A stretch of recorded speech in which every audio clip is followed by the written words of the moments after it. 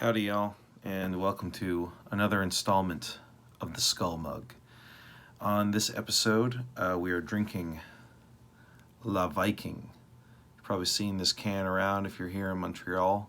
Obviously, I was drawn in by the kind of cartoonish depiction of a female Viking warrior on the can. It's a New England IPA, 6.1%. Done by Microbrasserie Trois-Lacs, which is located in Vaudreuil-Dorion.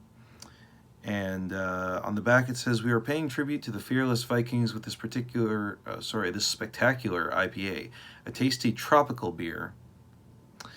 I don't know about you, but when I think about Scandinavia, I don't think tropical.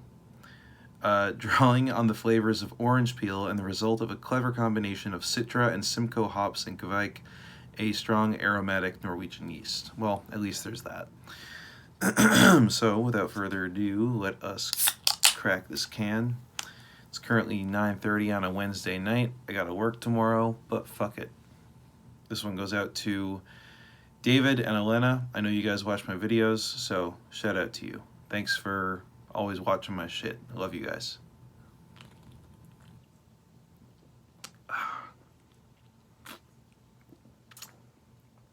Yeah, it's basically just a typical IPA. It's got a little bit of a tropical kick to it, which not all of them have, of course. It's not as thick as most IPAs. I feel like the flavor has less intensity to it. Like, it's not as dry and heavy as most IPAs. It's kind of somewhere in the middle. Yeah, it's got a moderate weight to the taste. It doesn't kick you in the gut like most IPAs do. But yeah, this one's pretty good. I don't know why. I've actually had this a couple of times before. It's not the first time I've had it. And yeah, I mean, I am kind of a sucker for Viking-themed stuff, although I'm becoming less enthusiastic about that kind of shit as time goes on, thanks to the sudden rise of Viking influencers, which is apparently a fucking thing now. I came across this guy named, I don't even want to say his name because I don't want to disgrace my channel with his presence, but this guy named Peyton Parrish, who he created this. He basically used to be like a wannabe country star, and he became famous because, well, he went viral because he covered a song from the Assassin's Creed Valhalla soundtrack. And I mean, this guy literally sounds like, Scott Stapp from Creed, or perhaps maybe Chad Kroeger from Nickelback. He's got that kind of Pearl Jam Jarl to him, a vocal style that I fucking despise. And after that, he decided to go just headlong into like Viking LARP shit. And it's the most cringe thing I have ever seen. Well, maybe not ever, but it's the most cringe thing I've seen in recent memory. This guy is like, I don't even know where to begin. It's just bad. If you follow the Instagram account Catatonic Youths, which I think they also they got famous on Twitter. Well, I say famous, well, they got big on Twitter. They also have a YouTube channel, but these days I think most of their stuff gets posted to Instagram. It's basically just an aggregate of like really cringe, really bad music and/or music videos or content related to that, and it is the most fucking hilarious thing you will see. One of my favorite accounts, brands, whatever you want to call it, of all time. So that guy's stuff has been being posted on there. It's not where I found out about him. I don't even remember where I found out about him, to be honest. I think it was a bunch of people on Twitter that were complaining about this guy, so I decided to, for some fucking reason, some ungodly, unholy reason, put myself through his entire record. And holy fuck was it bad. Literally, like, I thought it was the worst thing I had heard this year until the new OTEP record came out. And I listened to that, and that thing was fucking disgraceful. It was so fucking bad. This Peyton Parrish record, it's called Skalds of Metal. it's just barely like a fucking millimeter above that OTEP record, the Godslayer.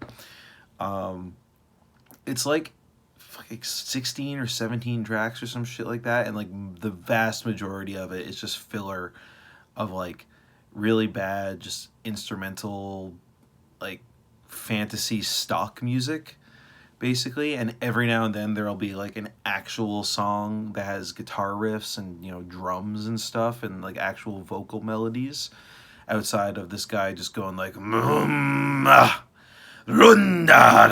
and stuff like that, which is just, it makes me want to fucking put a bullet in my brain. He's really, really bad. But the thing is, I don't even think he's really responsible for the cultivation of the sonic palette on that record. I really think that he probably just, you know, he went viral through that one cover, got a bunch of money through, you know, ad revenue and brand deals and stuff like that, as is what happens with social media influence, and then just paid for people to make a record for him. The people that you see with him in music videos, like the other members of his band, I don't have a fucking clue who they are. They're basically nameless. They might as well be nameless. And the actual songs that do exist on that record, like the actual meat of the album, if you can even fucking call it that, it's mostly just kind of like alt metal, like deathcore, metalcore stuff, like all kind of mixed together. There'll be breakdowns out of nowhere, but the thing that really bothers me more than anything else is this weird, like, cringy, fake evil laugh that he does. Because when he does that in the song, and then you watch the music video where he's doing it, it's so obvious just like how fake it is. Like, for somebody who is a TikToker and is, you know, a platform that was built upon lip syncing, this guy can't fucking lip sync worth a fuck. So yeah, I came on to this video wanting to talk about all the cool stuff that I did this year and kind of do a retrospective of 2023 about the stuff that I did with my bands, but I just kind of ended up going on this rant about Peyton Parrish and how much I fucking hate his music. I'm sure the guy is fine. Like, I have no beef with, like, the dude. You know, I'm sure he's a nice person or whatever, but good God, I cannot stand his music. And the fact that, like, I'm now seeing it everywhere, at least in online spaces that I frequent, is bothersome. So yeah, I did review his record. If you want to go check that out, it's on my blog, wherestrides.the-behemoth.wordpress.com. I think I gave it like a 1 or 2 out of 10. I'm not sure. It's just bad. I think the worst thing about it, outside of the whole cringe laugh thing, that's like just like one instance in a giant, you know, cornucopia, a multifaceted problem, if you will, is the fact that it seems so manufactured. Like, there is nothing genuine about it. It's like, this is a guy who's a country singer who got big off of covering one song from a Viking themed game, or a game that's like set during the period of time that Vikings were active, and then he just switched his entire personality, his was online personality, around to that, and decided to start making music based around that. And it's just so phony, and it comes across as fake, and I can't get behind that. I can't get beyond that.